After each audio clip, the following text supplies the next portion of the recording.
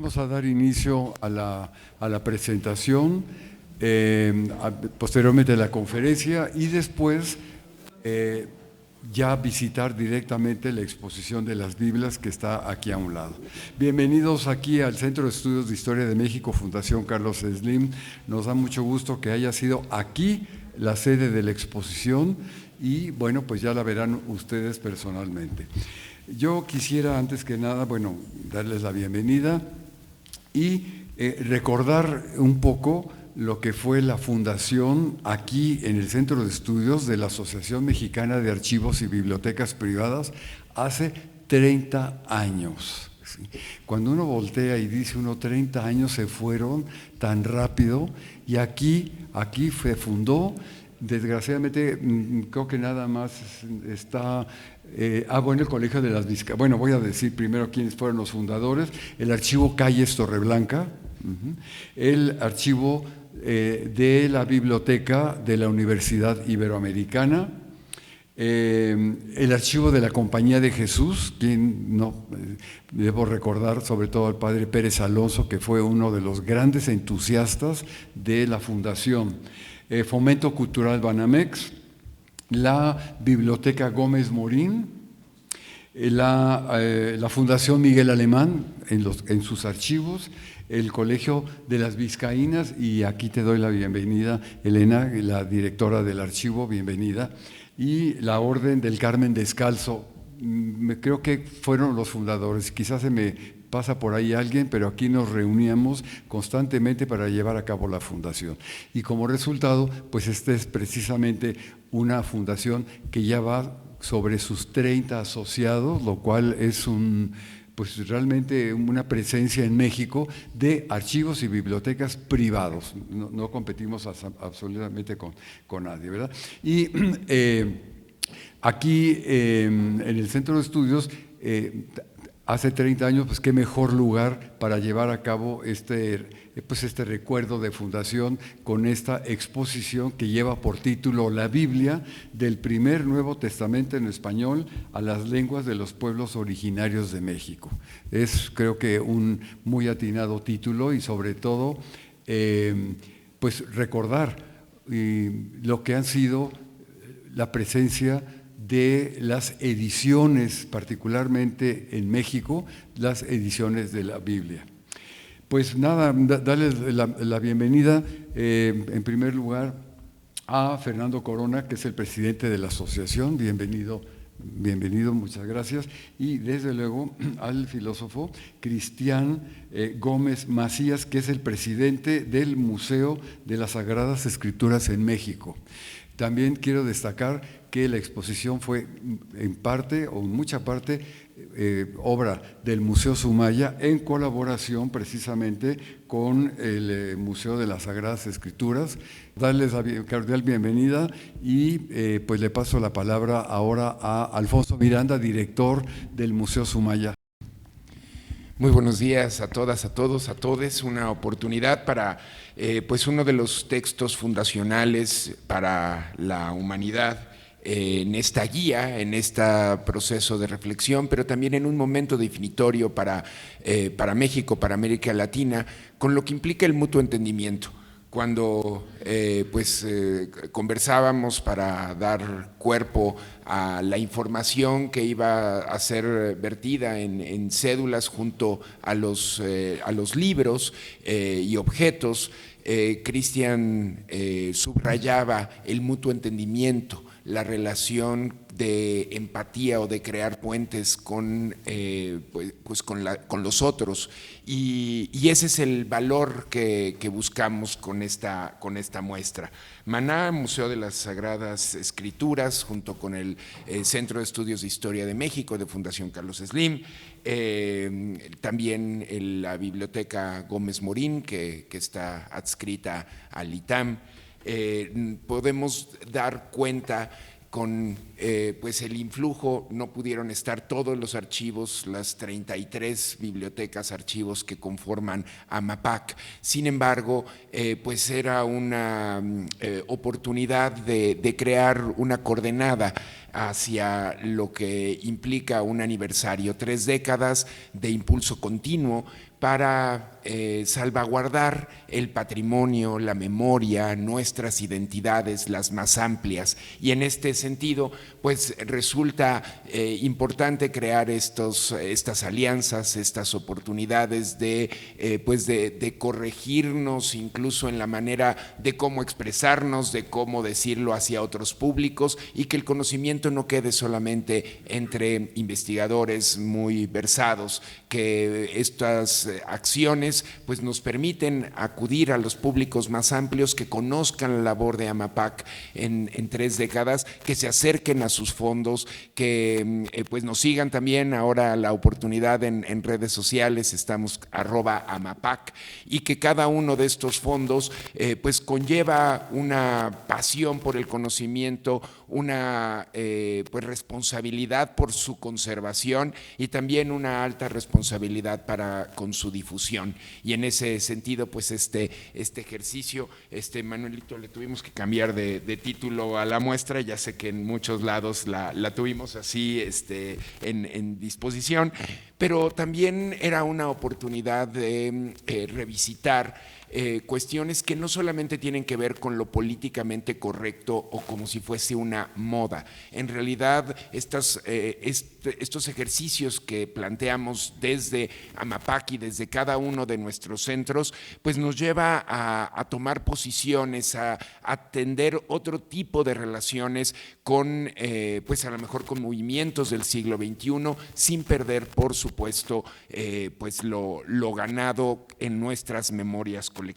Así es que el título, La Biblia del primer Nuevo Testamento en español a la pluralidad lingüística en México. Y es que pues el baluarte de nuestros pueblos originarios nos lleva pues a un replanteamiento de hoy pareciera que la palabra está de moda de decolonialidad, pero ¿qué significa? No imponer normas, no imponer visiones que busquen opacar o subyugar el conocimiento. Es simplemente abrirnos a esta oportunidad de diálogo, de respeto, y pues con un texto que tiene tantas lecturas, desde las guías morales hasta el ejercicio de aprendizaje de tantos siglos, pues se vuelve una referencia obligada para repensarnos en esos nuestros pasados, pero sin duda también en nuestros presentes para trazar futuros. Así es que esperemos que con esta conferencia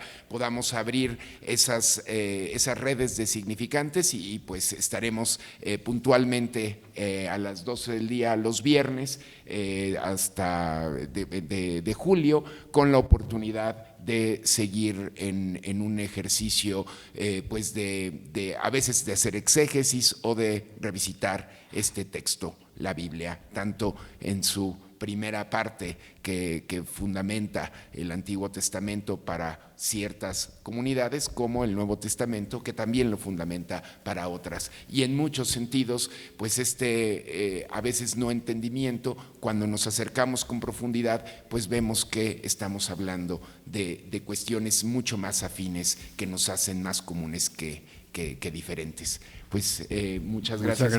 Muchas gracias, Alfonso, por tus palabras, y le damos la palabra a Fernando Corona, quien es presidente de la Asociación Mexicana de Archivos y Bibliotecas Privadas. Adelante, Fernando. Muchas gracias, Manuel, Alfonso y toda la comunidad alrededor de este acontecimiento en el marco, como ya se mencionó, de los 30 años de la Asociación Mexicana de Archivos y Bibliotecas Privados AC, que ha comenzado prácticamente desde abril, que se cumplieron los 30 años con actividades que se enmarcan en este espíritu y también en el recuerdo de los que dieron lugar antes de los acontecimientos fundacionales. Recordábamos hace unas semanas, Manuel, en la Fundación justamente Miguel Alemán, y ahí será importante retomar ese camino de entrevistarlos a ti, a Norma Mereles de Ogarrio, a Alejandro de Antuñano, porque por ahí se soltó el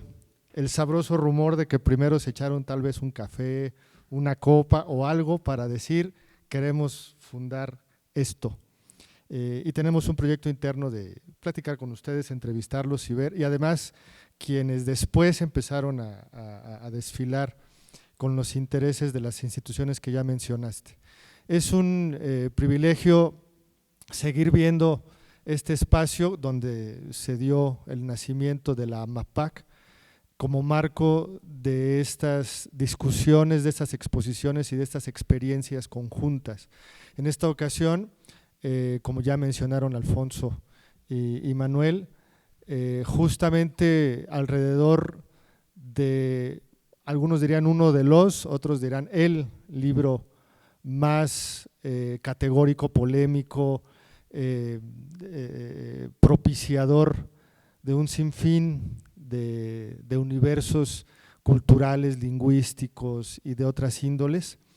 Inevitablemente se le tuvo que poner en nuestra lengua, y trayéndolo del griego, Biblia, pero sabemos que alberga términos Torah, Tanaj, gracias evidentemente a la participación de nuestros miembros y las discusiones que propician, ya sea a partir de las comisiones como la académica o ya sea por la propia interacción de los miembros, que también las palabras de Alfonso lo dejó ver muy bien, lo dejaron ver muy bien.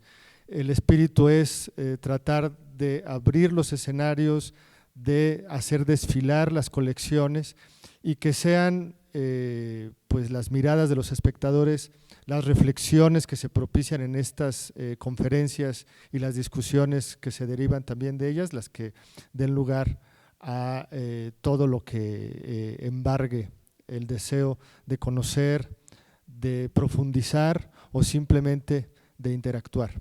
En ese sentido, pues esta exposición sabemos que va a brindar esa variada posibilidad de entrar a los textos. Hay muchas lenguas que van a ver y gracias a las colecciones y a aquellos coleccionistas que en muchos sentidos también están implicados en los nombres, ya sea de las bibliotecas o de algunas de las colecciones, Ernesto de la Peña, Cosío Villegas, etcétera, Cosío y Cosío, tienen pues un camino muy largo que recorrieron tratando de ser no solamente coleccionistas, sino los personajes que abrieran el camino para que estas presencias de importantes fuentes en hebreo, en griego, en latín, en arameo, en siriaco, en las lenguas originarias, varias, van a ver ahí desfiladas maya, tojolabal, etcétera, pues van a permitir que todo lo que aquí se discuta y se brinde, pues quede como parte de estos testimonios que en conjunto la MAPAC y cada una de las instituciones que está dentro de la MAPAC 34 ya, con la última que se mencionó que acababa de entrar, que es un reingreso. La Escuela Bancaria Comercial, pues seguiremos trabajando para ello en distintos acervos. Con ello, pues también me sumo a la bienvenida y el beneplácito, la emoción de que esto comience, y sin más, pues voy a proceder a leer el currículum de nuestro primer ponente, de Cristian Gómez Macías.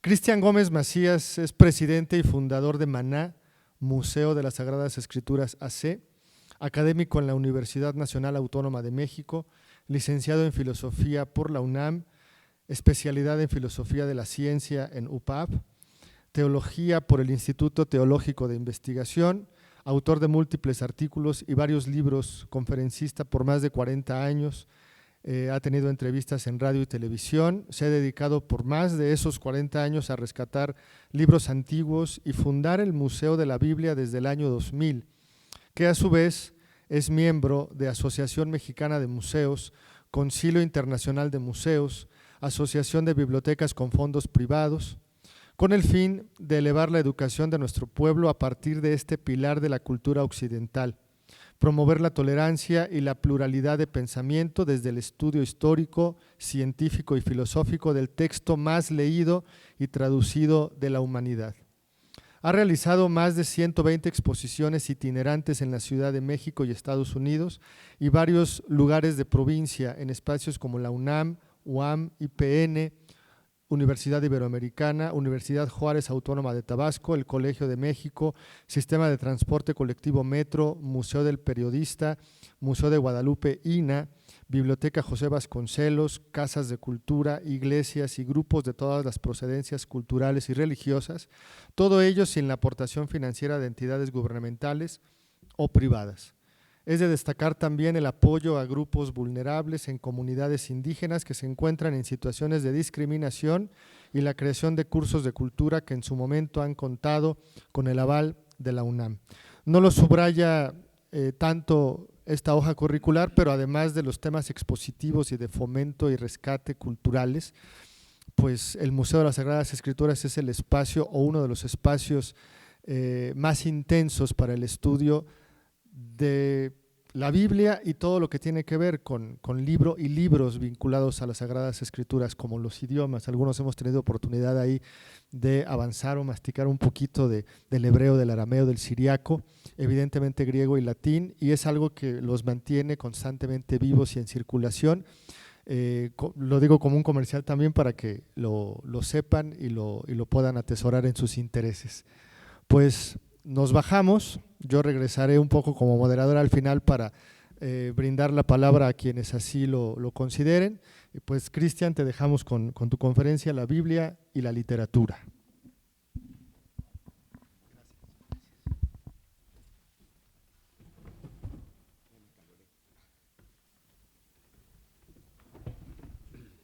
Bueno, doy la bienvenida nuevamente, un gusto verlos, un gusto saludarlos, a todos aquellos que nos acompañan a la distancia, a través de la transmisión, también un gran saludo.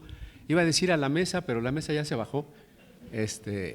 Bueno, gracias. Vamos a platicar de la relación entre Biblia y literatura, como la ha habido también entre Biblia y filosofía, entre Biblia y derecho, entre la Biblia y otras artes y otros ámbitos del hacer humano. Pero vamos a tratar de dividir nuestra plática en tres partes, ¿no? Cómo la Biblia nace en el contexto de una literatura previa.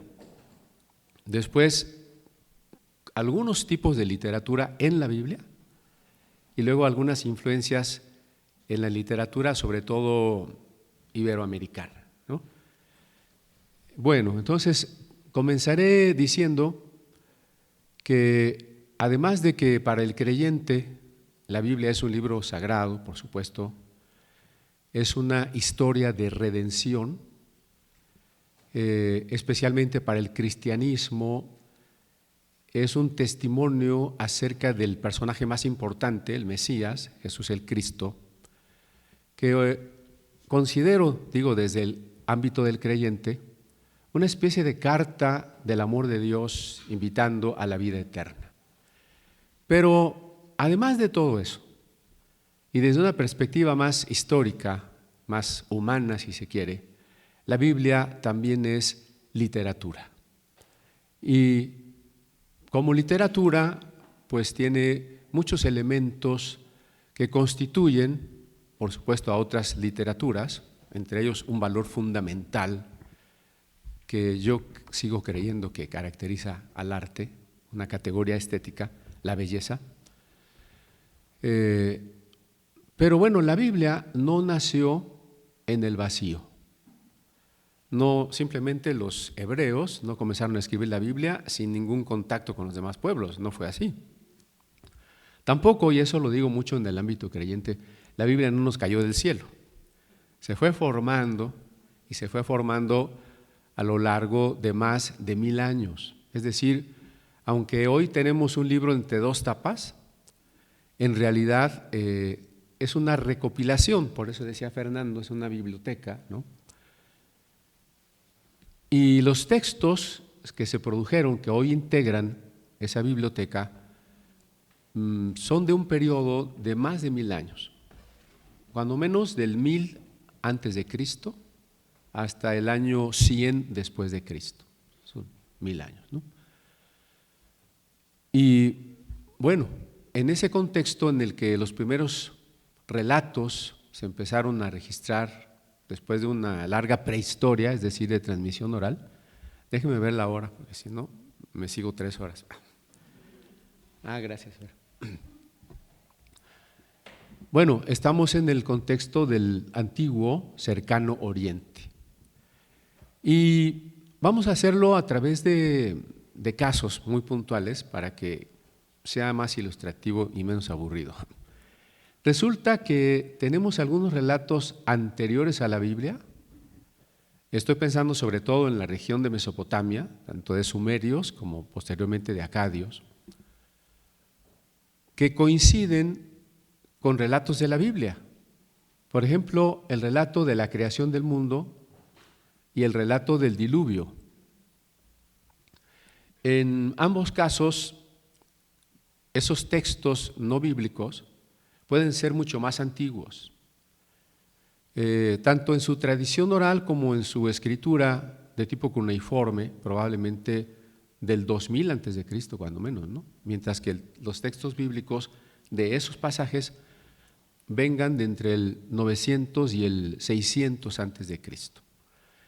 Eso pues nos debe crear una gran curiosidad. ¿Por qué en la Biblia hay textos que repiten lo que otros más antiguos ya habían dicho? Estoy pensando primero en un poema mesopotámico que se llama el Enuma Elis, que significaría, o podríamos traducirlo, cuando en lo alto, así como la primera frase de una obra, cuando en lo alto, y se refiere a que los dioses comenzaron la creación del mundo. Claro, cada uno de estos relatos es tan largo que nos quedaríamos nada más allí, pero lo voy a resumir. Primero existieron solamente una pareja de dioses, Apsu y Tiamat, que eran como el agua salada y el agua dulce. Ellos procrearon dioses, diferentes generaciones de dioses, hijos, nietos, bisnietos. Uno de los bisnietos se rebeló contra Apsu, porque Apsu era un tirano, incluso los quería destruir, y lo mató. Luego nació otro hijo, un tataranieto, que sería Marduk, que también se rebela contra Tiamat, contra la mamá, ¿no? La mamá era cruel, además era poderosísima, y había creado unos monstruos, vamos a decir unos titanes, para destruir a los otros dioses. Entonces Marduk hace un ejército y mata a Tiamat, y con su cuerpo desmembrado forma el mundo. La parte de abajo, que son las aguas saladas, y la bóveda celeste, que es así como un bronce, como una concha bivalva, ¿no? Y entonces, bueno, funda la primera ciudad, que es Babilonia, a partir de la construcción de una torre, un sigurat, el sigurat de Babel, y ahí comienza la humanidad creada a partir de la sangre de los dioses, una humanidad creada para servir a los dioses y que los dioses se puedan ir a descansar. Hasta allí, ¿no? Bueno, en la Biblia hay un relato parecido, que es el Génesis 1, donde efectivamente tenemos al principio una masa acuosa que lo cubre todo, un caos y todo está lleno de tinieblas. Entonces, la voz de Dios se escucha para ordenar la creación de la luz. Viene la separación de la luz y la oscuridad, y luego emerge la tierra, o se funda, curiosamente, se funda la tierra sobre los mares, luego las plantas, los animales, y finalmente el hombre, no para servir a los dioses, sino como una especie de clímax de la creación, que la creación que recibe el hombre como un regalo. Bueno, semejanzas y diferencias, quisiera yo subrayar eso, ¿no? Porque alguien podría decir, pues entonces nada más es una copia o nada más es un plagio. No, hay muchos parecidos, creo que ya quedó de manifiesto, pero las grandes diferencias, yo les digo, las semejanzas son importantes, porque aquí todos tenemos 2 ojos, 2 manos, una boca, ¿no? Somos semejantes. Pero las diferencias tal vez sean más importantes porque nos individualizan, y en la casa de ustedes no les va a dar lo mismo que llegue otra persona y diga, pues yo también tengo 2 ojos, ¿no? Entonces, ¿qué es lo privativo de los relatos bíblicos? Primero, el monoteísmo. un monoteísmo que no se conoció en ninguna otra cultura. Si bien es un monoteísmo que va progresando poco a poco, comienza en el pensamiento hebreo. Así que, además, Dios no tiene que luchar contra los titanes del caos, simplemente ordena con una palabra omnipotente. El mundo no se crea de la materia inerte de otro Dios o de una materia preexistente o eterna, sino surge de la voz divina. Y los seres humanos no son creados como sirvientes, sino a la imagen de ese Dios que los ha creado. Y bueno, finalmente también hay un relato allí unido, que fue el de la Torre de Babel, ¿no? Cuando los hebreos llegan en el cautiverio a Babilonia, y eso va a ser muchos años después, y se encuentran con estas historias religiosas y incluso con las torres, los sigurat de aquel lugar, le dan una interpretación muy interesante. Para ellos es el origen de la religión contraria que los domina, es el origen de la confusión. Y hacen un juego de palabras. Mientras Babel o Babilum en acadio significaría la puerta del cielo o la puerta de los dioses, los judíos del cautiverio le van a llamar Babli, que significa confusión. Y entonces van a interpretar la fundación de esa ciudad como una rebelión contra Dios. En fin, que lo interesante de un trabajo cualquiera que toma elementos previos es la originalidad que le aporta. Así como, digamos, hoy hacemos una tesis y citamos muchos autores, no estamos inventando todo, pero lo importante es cómo lo organizamos y a partir de ahí qué aportamos. Así también en la Biblia el aporte del monoteísmo, de la idea de un Dios absolutamente distinto a lo creado, un Dios trascendente que no puede ser confundido con la creación, la dignidad de un ser humano creado a su imagen y la idea de que ya comienza ahí de una redención de esta lucha entre el caos y el orden que terminará en la resolución del triunfo del bien y del orden, ¿no? Bueno, un segundo relato es el del diluvio en la epopeya de Gilgamesh, que nos cuenta que Utnapishtim oye del dios Ea un secreto. Los dioses quieren destruir a la humanidad con un diluvio. Utnapishtim vivía en una casa de cañas, de juncos, y Dios le dice, deshaz tu casa y construye un barco.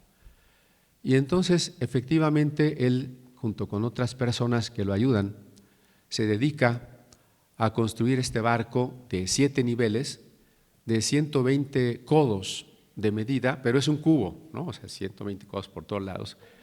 Y ahí mete animales, ahí mete alimentos y a las personas que lo acompañan. Se cierra la puerta del arca, o caja, arca significa caja, y comienza una lluvia de 7 días.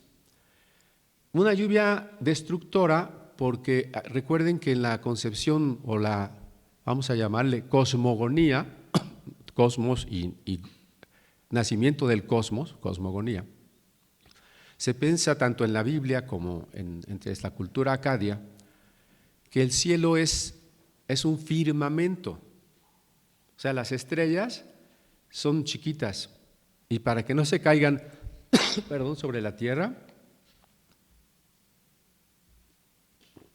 están engastadas en el bronce, como una joya, una piedrita en una pulsera o algo así, ¿no? Pero arriba de esa bóveda de bronce hay unas aguas terribles. Cuando esas compuertas se abren, entonces viene el diluvio y destruye a todo. Dice el poema que todo estaba como un río lleno de peces muertos. Y finalmente, al cabo de los 7 días, Utnapishtim abre la ventana y manda una paloma, manda un gorrión y luego manda un cuervo. El cuervo no regresa, sale del arca y entonces ofrece un sacrificio a los dioses dicen, ¡ay, qué rico huele! Acuérdense que los sacrificios eran como para alimentar a los dioses, y entonces, bueno, hacen una promesa de no destruir el mundo. El dios Enlil se entera de que se salvaron unos humanos y se da la enojada de su vida, ¿no? Bueno, pero ¿en qué se parece a la Biblia? Pues en muchísimas cosas, ¿no? Ahí tenemos a Noé. Dios le dice que construya la barca, precisamente. Claro, esta barca es un poco diferente, es un poco más alargada. Es de 3 niveles y tampoco es navegable, ¿no? La idea es que también guarda ahí animales, alimentos y su familia. Y entonces el diluvio en la Biblia dura 40 días en uno de los relatos y otra duración tiene en otro de los relatos. Finalmente termina de llover y también Noé manda la paloma, manda el cuervo, al final abre la puerta, salen al mundo, ofrece un sacrificio, Dios establece un pacto de no destruir la tierra y para ello coloca el arco iris, ¿no? En ambos relatos las barcas reposan sobre las montañas más altas al final del diluvio. La verdad es que estas arcas son símbolos de los templos, mientras la aportación teológica hebrea es que los dioses de Mesopotamia, por una injusticia, por un capricho, querían destruir a los seres humanos. Y el Génesis se preocupa por decir que Dios es justo y da una serie de razones por las que el mundo tiene que ser destruido, ¿no? Ahora, además el relato de la Biblia tiene ya una proyección escatológica. Escatológica quiere decir lo que ya apunta hacia el fin de los tiempos y cuando se va a valorar por parte de Dios lo que los seres humanos hemos hecho, ¿no? Bueno, voy a dejarlo aquí solo para mostrar esto que les decía. La literatura bíblica no nace en la nada, abreva de otras tradiciones, de otras culturas, de otras religiones. Lo importante es el avance, la resignificación teológica que aporta a partir del entendimiento de un solo Dios justo, absolutamente trascendente y con ello, bueno, un Dios interesado en hacer un pacto con el hombre, un pacto amoroso, un pacto en el que le dice, yo te lo ofrezco todo. Todo esto está relatado en un lenguaje literario, porque alguien podría decir que a lo mejor ya parece más clase de escuela dominical, ¿no? No, es literatura y todo ese lenguaje pertenece a lo que podemos llamar la razón simbólica. No estamos todavía en la época de la razón conceptual que vendrá después de los siglos XVII, XVIII. Estamos en los tiempos de la razón simbólica y la manera de decir las grandes verdades naturales, sociales, terrenas o celestiales es a través del uso de las metáforas y del uso de los símbolos. No estoy leyendo porque no sé qué virus le cayó a la computadora y solo pude garrapatear aquí unas cosas, pero sí platiquemos un poco de los símbolos en géneros literarios en la Biblia. No hace mucho tiempo, pues, el Concilio Vaticano II afirmaba que para descubrir la intención del autor bíblico hay que tener en cuenta, entre otras cosas, los géneros literarios, pues la verdad se presenta y se enuncia de modo diverso en obras de diversa índole histórica, en libros proféticos o en otros géneros literarios. El intérprete indagará lo que el autor sagrado dice e intenta decir, según su tiempo y cultura, por medio de los géneros literarios de su época. Esto que dijo el concilio me parece muy importante, quizá porque las personas pensaban que la Biblia se estudiaba de manera diferente a otras literaturas. Y por otro lado, tal vez alguien tenía la idea de que si es inspirada de Dios, al autor bíblico le cayó la inspiración así como si nada, ¿no? Y esto nos implicaría que la inspiración está mediada por la investigación, por la experiencia, por el sufrimiento, por el conocimiento, por la cultura, etc. Bueno, en la Escritura se habla a veces en lenguaje figurado, con metáforas, sinécdoques, metonimias, prosopopeyas, antropomorfismos. Por ejemplo, dice que la luna se avergüenza, que las estrellas se alegran, que Dios descansa o que duerme y se levanta, que cubre con sus alas, que inclina su oído, que los árboles aplauden, ¿no? Todo eso, bueno, obviamente son metáforas, pero pues no nos detendríamos ahí porque además sería muy aburrido. Pero quizá más bien yo les platicaría también unos pocos casos de estos géneros literarios. Uno de ellos, que todos conocemos esa historia, la de Eva y la manzana, ¿no? Que por cierto el relato no habla de ninguna manzana, pero bueno, se dice que Dios planta un jardín, o sea, ese es un antropomorfismo, se compara a Dios con un jardinero, planta un jardín, y luego con un alfarero, hace a un hombre de barro y lo coloca en el jardín, ¿no? Y entonces le dice al hombre que no puede comer de cierto fruto. Después de su propio costado extrae Dios, o sea, del hombre, una mujer.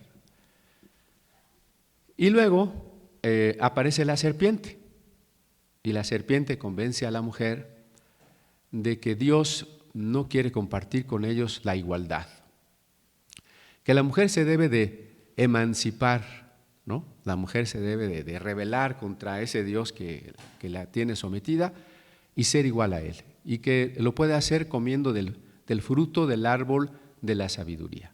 Y entonces la mujer lo hace y el hombre y la mujer se separan de Dios y salen o son expulsados del jardín.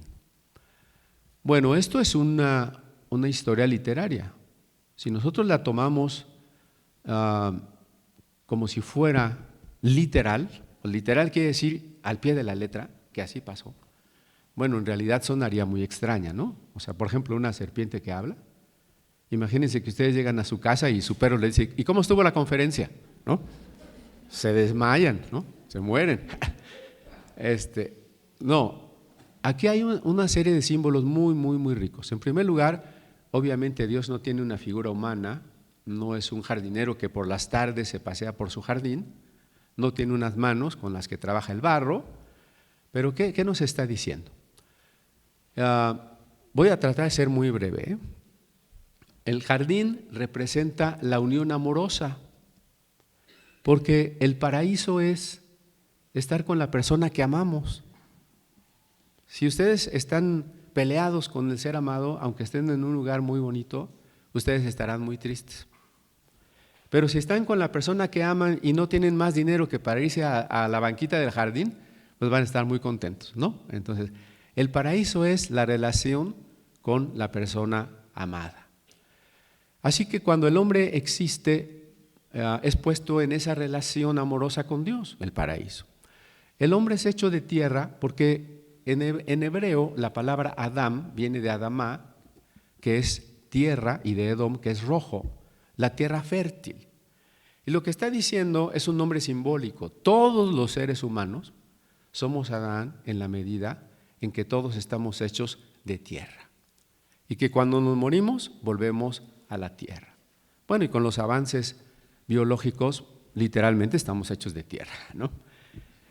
Luego la mujer, Eva, viene de la raíz Hayá, que es vida, el ser que da la vida, o sea, los niños, ¿no? Y entonces todas las mujeres son Eva. El mandato de no tomar de un cierto árbol resulta extraño si no entendemos o nos preguntamos, ¿por qué había ese árbol ahí en el paraíso, no? Claro, porque ese árbol representa otra opción. La libertad tiene que ser la posibilidad de elegir. Si el hombre fue creado para amar a Dios, estar en ese jardín que es la relación amorosa, el amor no se puede dar a fuerza. Imagínense que alguien los pudiera hipnotizar para que ustedes lo amen o darles toloache, ¿no? El amor tiene que ser decidido. Entonces ese árbol que está allí es la señal Comer es participar. En toda esta literatura, comer es participar, es hacer una amistad, un pacto. Así que comer de lo que no debo, es decir, me separo del amado y quiero tomar mi propio camino. Efectivamente, la serpiente, que no era un pobre animalito real, ¿no? Las pobres serpientes no tienen nada de malo, ni los gatos negros, ni los alacranes, representa la astucia del mal. El mal es sigiloso, nos promete cosas, y cuando lo ejercemos nos damos cuenta que era como un espejismo y que nos ha traído consecuencias terribles, un veneno mortal, ¿no? Y sobre todo que nos separa del jardín, nos separa de la relación amorosa.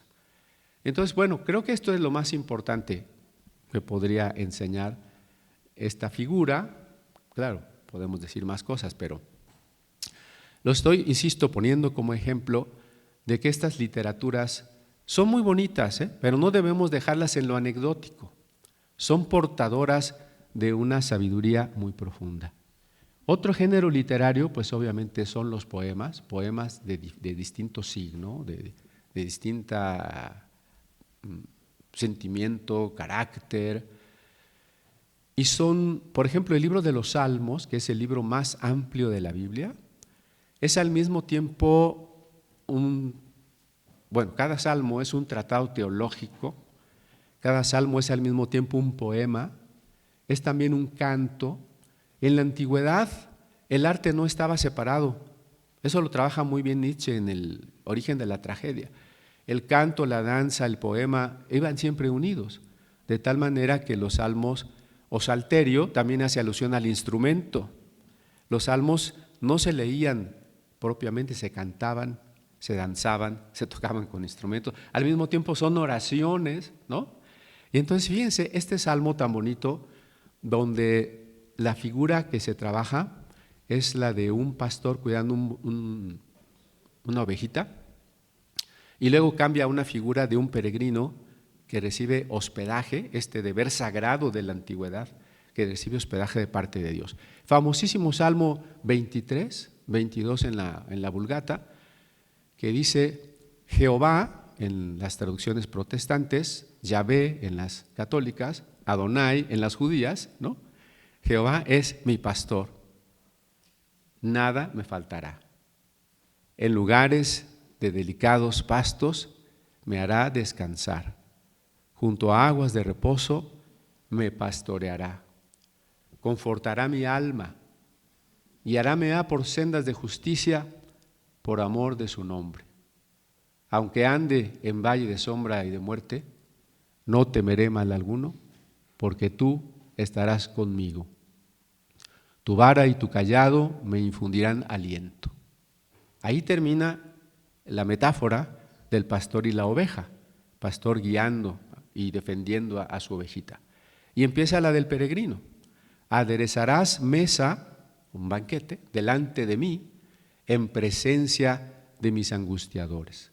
Unges mi cabeza con aceite, mi copa está rebosando. Ciertamente el bien y la misericordia me seguirán todos los días de mi vida. Y en la casa de Jehová, Yahvé, Adonai, moraré por largos días, ¿no? Ahí está un pequeño salmo que nos ilustra esa hondura de la oración poema de todo este libro, los Tehilim en hebreo. Otro género literario en la Biblia es la profecía. Pero aquí quisiera yo anotar que no es el entendido que comúnmente se tiene de profecía como a la de Nostradamus, por ejemplo, ¿no? ¿Qué es la profecía? Pues que vamos a adivinar qué va a pasar mañana, ¿no? Vamos a adivinar cuándo va a haber un terremoto en la Ciudad de México. Esperemos que no. No, ciertamente el pueblo hebreo también tomó las ideas de la profecía de sus vecinos, pero las fue transformando. El que primigeniamente se llamaba vidente y que hasta podía ayudarnos a resolver problemas, un día un joven llamado Saúl llega y le dice, oye, ¿dónde están las asnas que se me han perdido? Pues están en tal lado, ¿no? Esa idea de un vidente más parecida a un adivino va progresando, uso esa palabra porque la revelación divina tiene un carácter creciente, progresivo, va progresando a el entendimiento de que profecía significará mensaje de parte de Dios, no adivinación, sino mensaje de parte de Dios. Y en ese sentido la profecía podrá asociarse al pasado, fíjense, una profecía del pasado o del presente o del futuro.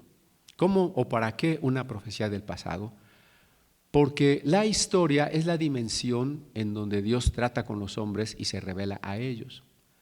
La historia es la categoría en la que Dios va obrando la redención. Y entonces el profeta que habla del pasado quiere crear una conciencia de quién soy, quién es Dios, qué ha hecho en mí, cuál es el pacto de Dios con su pueblo. La profecía también se dirige al presente. Si ustedes leen a estos grandes profetas, sobre todo los del siglo VIII antes de Cristo, como Oseas, Miqueas, Isaías, van a ver que insisten en problemas de el presente. Abandonen la idolatría, abandonen la maldad, la injusticia social. Los profetas bíblicos siempre están hablando en contra de la opresión que los ricos ejerzan contra los pobres o los jueces corruptos, los sacerdotes corruptos, ¿no? Es una profecía, una reprensión para el presente. Y por supuesto la profecía habla para el futuro, pero no para poner fechas o eventos puntuales que usted se pueda comprar el periódico de hoy y diga, a ver, ¿qué se está cumpliendo hoy de la Biblia? Sino como una serie de elementos que dan una esperanza, una certidumbre de que al final no triunfa el mal y la injusticia, sino el reino de Dios. Entonces la profecía se convierte en algo muy diferente. Pero es muy interesante, así como Parménides o Heráclito, cuando empezaron sus textos filosóficos, lo hicieron en poemas, qué complicado, ¿no? Filosofar en poemas está doblemente complicado. Pues también si leyéramos los profetas de la Biblia, todas sus profecías son poesía. Son profecía y son poesía. Son reprensiones, son llamados, son invitaciones, son consuelos y siempre en forma poética. Tenemos otro género muy cercano a la profecía que es la apocalíptica. Creo que el Apocalipsis es uno de los libros más malentendidos, ¿no? De los que más mal se han interpretado. Porque pues a veces no entendemos qué cosa es un apocalipsis. El más famoso seguramente es el canónico Apocalipsis de San Juan, canónico porque está en la Biblia. Pero los apocalipsis en realidad comenzaron cuando menos en el siglo III antes de Cristo. Era una literatura judía con mucha influencia persa. Probablemente el primer apocalipsis sea el libro de Enoc. Por ahí deben haber oído alguna vez del famoso libro de Enoc, que nos cuenta la historia de cuando había gigantes y cuando los ángeles se casaban con mujeres y esas cosas, ¿no? Bueno, entonces el libro de Enoc y una producción muy amplia de Apocalipsis, les menciono algunos: el libro de los jubileos, la ascensión de Moisés, el martirio de Isaías, el testamento de Abraham, el testamento de los 12 patriarcas, en fin. Pero ¿cuál es la característica del Apocalipsis? Número uno, surgen en una época de gran sufrimiento, de gran angustia. Surgen como una pregunta de por qué existe el dolor, por qué existe el mal y en qué va a terminar la historia. A mí me gusta decir que un apocalipsis entonces es ante todo una filosofía de la historia. Recuerden que una filosofía de la historia es aquella reflexión que se pregunta si la historia sucede por algo, si está movida por alguna fuerza, si tiene alguna meta, si la historia va a llegar a algún punto. Bueno, efectivamente, un apocalipsis es como una filosofía de la historia. En un tiempo en el que el judaísmo oficial no aceptaba ya que existiera la profecía, estos grupos apocalípticos pensaron que habían recibido unas revelaciones escondidas en el cielo, y el resultado son esos textos que van a dar respuesta, primero, una especie de retrato de que efectivamente la historia es un constante conflicto entre el pueblo de Dios, los justos, y las fuerzas del mal, y que muchas veces las fuerzas del mal, al menos temporalmente, van a vencer, mientras que al final de los tiempos la historia sí tiene una meta. La historia tiene un fin. Déjenme decir que la palabra fin aquí la estaríamos usando en dos sentidos: un fin cronológico y un fin teleológico. Cronológico es como cuando se acabó la película y sale el letrerito, fin, ¿no? O sea, ya se acabó en cuanto a tiempo. Pero un fin teleológico es porque aquello ha llegado a su meta, ha llegado a su realización. Y entonces, de acuerdo con los apocalipsis, la historia tiene que llegar no solo a su término, sino a su meta. ¿Y cuál es la meta? Que toda esta historia, que es la dimensión de la existencia del hombre, esta misma categoría en la que Dios ha estado actuando, devendrá o se convertirá en reino de Dios. De esa manera, la muerte no es lo definitivo. Sabemos que el universo se está expandiendo, ¿no? Si eso fuera infinito, llegará un momento en que estemos todos los astros tan alejados y por la entropía apagados, desordenados, y ya no exista nada. ¿Triunfará la muerte al final de todo? Dirían los apocalipsis, no, lo definitivo no es la nada, lo definitivo no es la muerte, sino Dios y la vida que nos ofrece, que ese sería el equivalente de su reino. Ahora bien, los apocalipsis son una producción, digamos, críptica, porque para compartir su mensaje básicamente va a utilizar símbolos. Por ejemplo, montañas, dragones, estrellas, árboles, así como el árbol de la ciencia, el árbol de la vida, ángeles, ángeles que caen o ángeles que suben, ángeles que tienen una llave, unos demonios que salen de los abismos. Creo que parte del problema en las interpretaciones del Apocalipsis es que se pretende algo literal. Otra vez caemos en ese literalismo que a veces es no tan bueno. Y perdemos la clave, ¿no? Que las visiones apocalípticas son un recurso literario.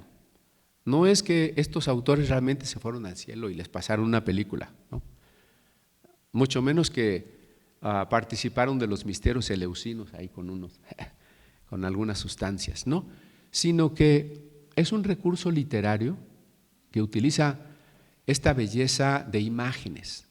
Los judíos no pintaron, o sea, la cultura judía no es rica fundamentalmente en artes plásticas, porque el segundo de los 10 mandamientos dice: no te harás imagen ni de lo que está en el cielo, ni de lo que está en la tierra, ni de lo que está debajo de la tierra.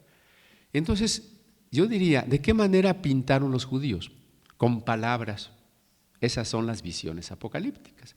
Y entonces tenemos que entender qué significa en cada caso un ángel, cuál es la tarea de ese ángel, qué significa que alguien se comió un libro o que Dios está en un trono y tiene un libro en la mano, un libro de los antiguos, un rollo, ¿no? Sellado, y la numerología, muy importante la numerología en los apocalipsis, ¿no?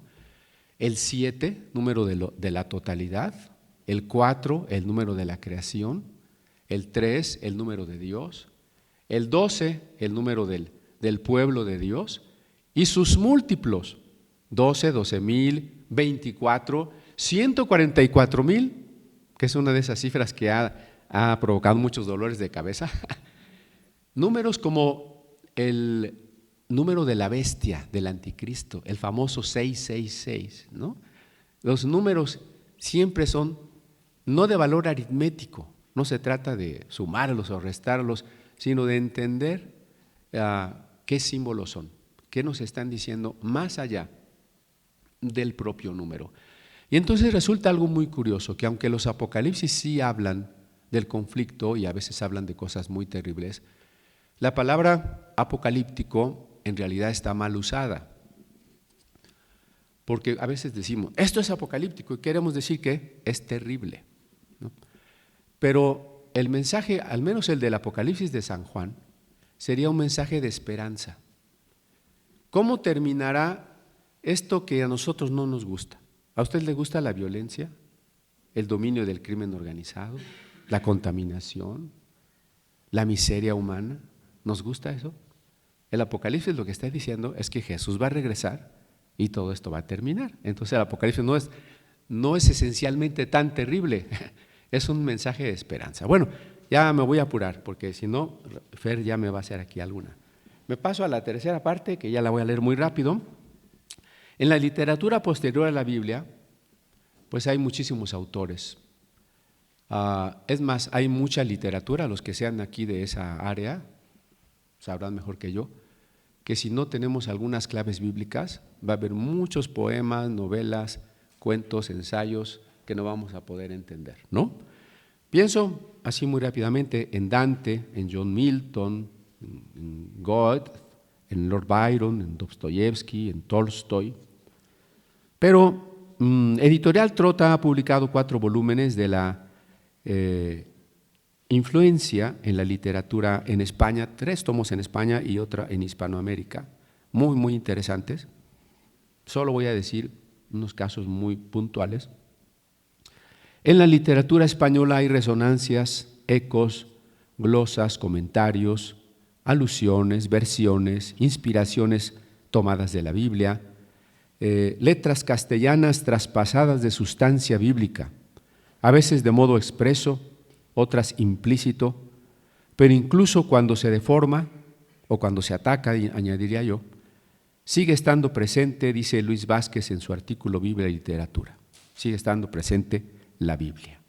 El primer texto escrito en lengua española son las glosas emilianenses del siglo X y que son una oración, ni más ni menos. ¿Qué decía esta oración? Como ayutorio de nuestro dueño Cristo, dueño Salvatore, qual dueño et en honore e qual dueño tiene et la mandazione, cono Patre, cono Spiritu Sancto, en los séculos de los séculos, facanos Deus omnipotens tal servicio, fere que denante e la sua face guadiosos sellamos. ¿Se entendió perfecto, no? ¿No? Bueno, una oración a Jesús que junto con el Padre y el Espíritu por los siglos de los siglos nos cuide y seamos felices, ¿no?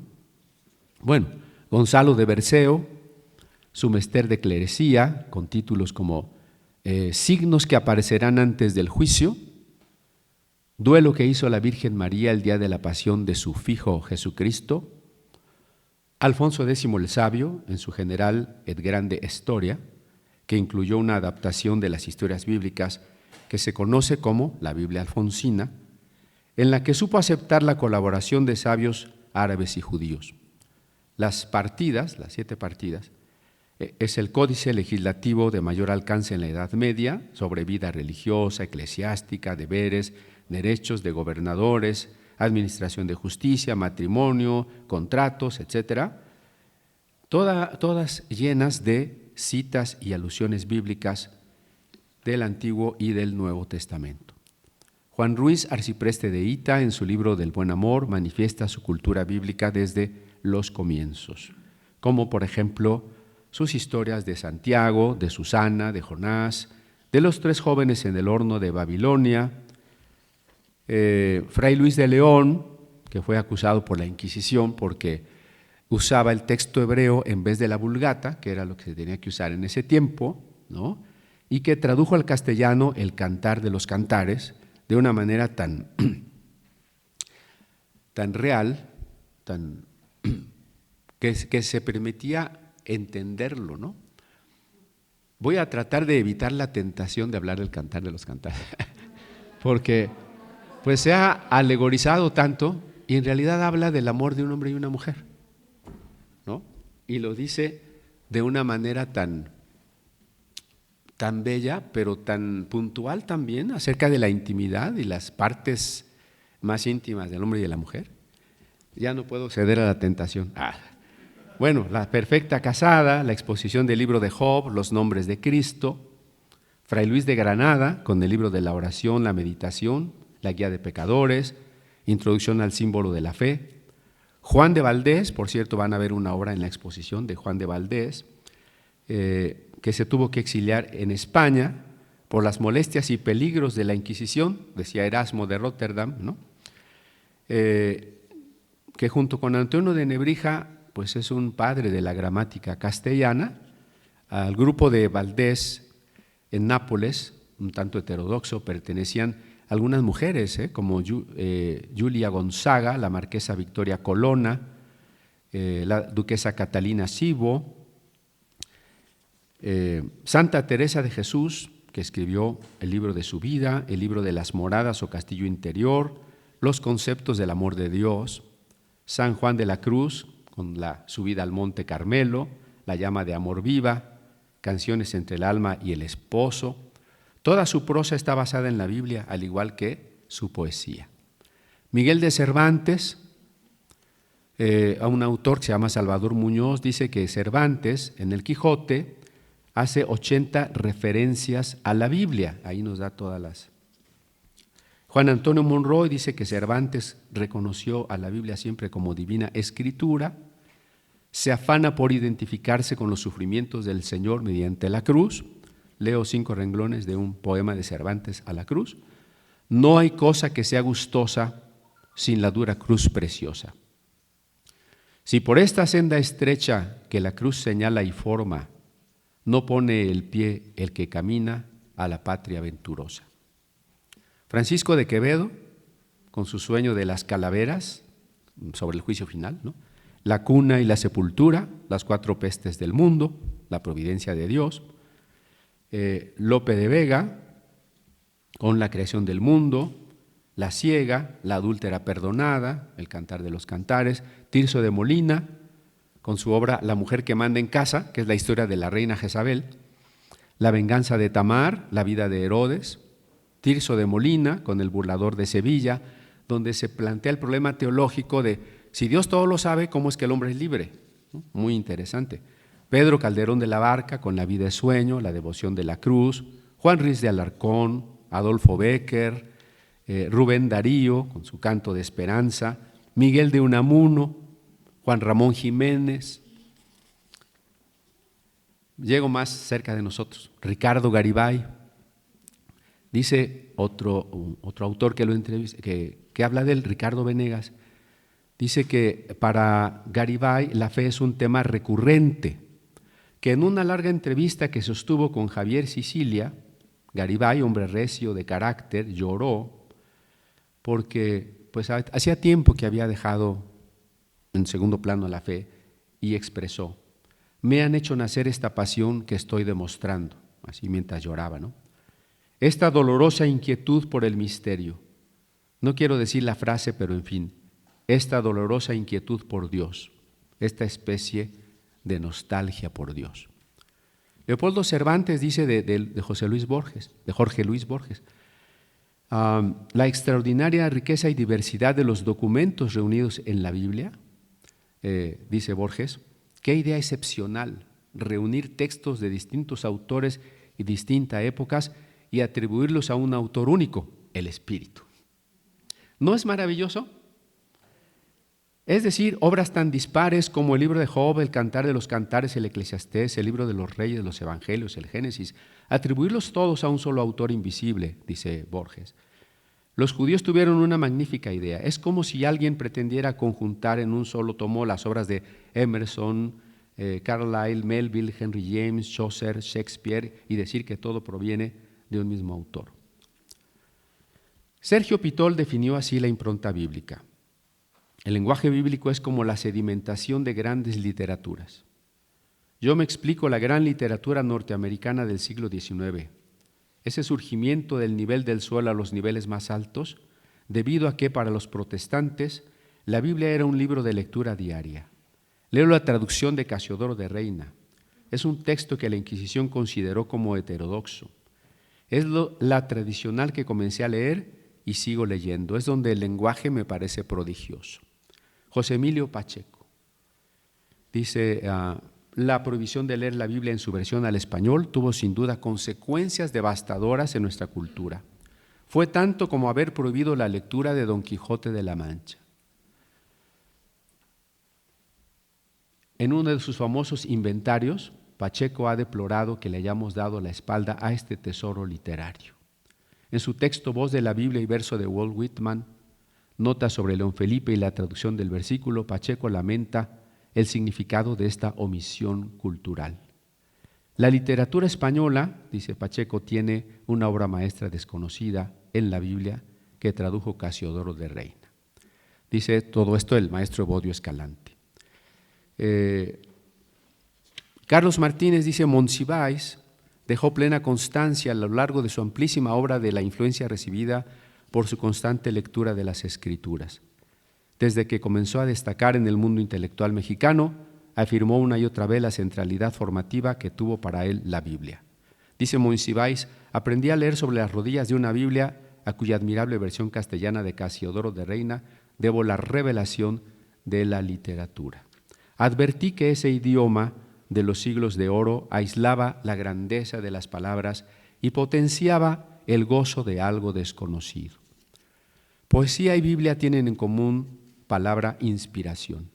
Aunque una sea artística y la otra divina, ambas pasan por el tamiz de la personalidad de cada autor. Ambas son humanas. Y en lo que tienen de humanas es que podemos compararlas. Cierro con una parte del poema de Gabriela Mistral a la Biblia. Biblia, mi noble Biblia, panorama estupendo en donde se quedaron mis ojos largamente. Tienes sobre los salmos las lavas más ardientes, y en su río de fuego mi corazón enciendo. Sustentaste a mis gentes con tu robusto vino, y los erguiste recio en medio de los hombres. Libro mío, libro en cualquier tiempo y en cualquier hora, bueno y amigo para mi corazón. Fuerte, poderoso compañero, tú me has enseñado la inmensa belleza y el sencillo candor, la verdad terrible y sencilla en breves cantos. Mis mejores amigos no han sido gentes de mis tiempos, han sido los que tú me diste, David, Ruth, Job, Raquel y María. Muchas gracias.